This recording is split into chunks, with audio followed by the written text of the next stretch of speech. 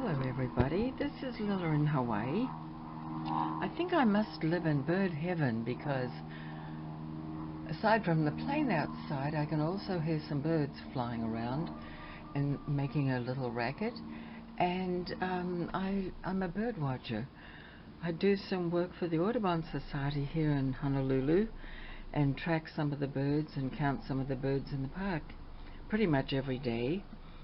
And so with that in mind, I became interested in some of our native Hawaiian birds.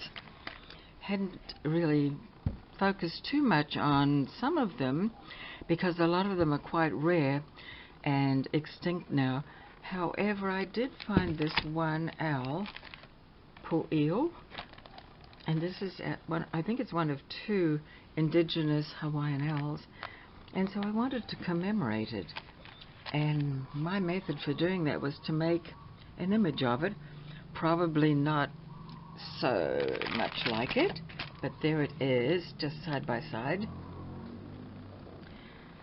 So I'll put this aside and I'll show you this. I've mounted it on a branch that I picked up with a little piece of moss, and it's made of felt.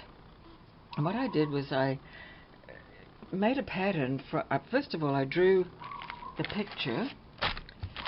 Well, maybe I'll show you how that went.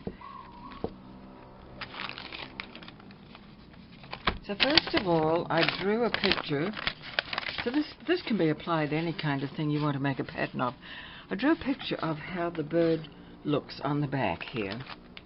Very rough. And then I decided what pieces I would make into pattern pieces. For example, the wing, the body, and the head. And then of course I had to make little pieces for the beak and the cheeks and so forth. And I called it, there was also a piece back there and I called it a mask. And for the eyes, I used wiggly eyes because they look like owl eyes. So that was my basic. Then from that I made a pattern and cut the pieces out of felt. This is the back, and the felt colors were dark gray and light gray basically. And then I had some white that I used for the face. They were not painted like feathers like that. So after I had stitched it all together, I used basically kind of a running stitch, and then for the body part I whipped it and I stuffed it quite firmly. And then I started on the back in case I messed up. So I started experimenting with painting on the back, kind of following the picture here as much as I could. And when I got to the front, I think I did better. So when I got to the front, I started making a little more white on the breast that shows in the picture here, and the feathers are a little bit splotchier and more uniform on the wings. In fact, those are wing feathers which are bigger.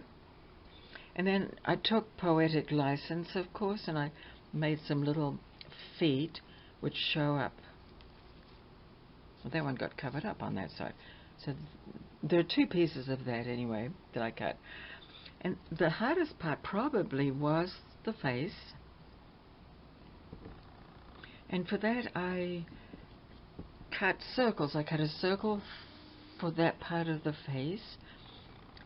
And this next circle is sort of the inner part, which is feathered actually. And then the beak is here. And for the mask, actually, you can't see it, but I made a little white background piece there. However, I noticed that the owl had black markings there, and I really couldn't make them of felt. It just didn't seem right, so I painted them. And of course much of this is painted. And there was a little head fluffy bit here, so I made it look like a fluffy bit. I did take poetic license with the beak because I thought in the picture it looked like it had some little sort of horizontal grooves, so I used some gold thread. And that's the only color on it. And then for the eyes, I used googly eyes. So that is the owl. And she sits on a branch with some moss.